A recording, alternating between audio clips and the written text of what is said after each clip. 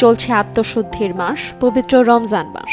আল্লাহর সন্তুষ্টি লাভের আশায় ভোর থেকে সূর্যাস্ত পর্যন্ত খাবার ও পানীয় থেকে বিরত থেকে চলে এই পরিশুদ্ধি লাভের চেষ্টা। তবে একটানা লম্বা সময় পর্যাপ্ত পানি পান না করা, অনিয়মিত ঘুম শরীর এবং ত্বকের উপর ক্ষতিকর প্রভাব ফেলতে পারে। তাই রোজাদারদের ত্বকের বিশেষ যত্ন নেওয়ার পরামর্শ দেন বিশেষজ্ঞরা। কিছু নিয়ম মেনে চললে রমজান মাসে ত্বক সুস্থ ও উজ্জ্বল রাখা সম্ভব। চলুন সেগুলো জেনে নেওয়া যাক।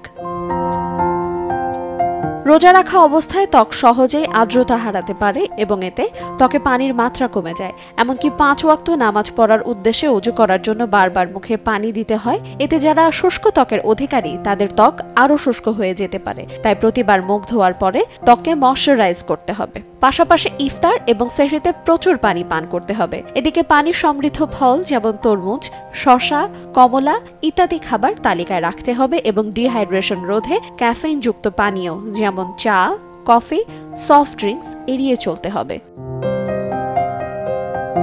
সেহরি কিংবা ইফতারে চর্বিযুক্ত ও তেলে ভাজা খাবার খাওয়ার পরিমাণ কমিয়ে আনতে হবে। বেশি বেশি পুষ্টিকর খাবার খেতে হবে। অতিরিক্ত তেল ও চর্বিযুক্ত খাবার খাওয়ার ফলে চেহারায় ব্রণ হওয়ার প্রবণতা বেড়ে যায়।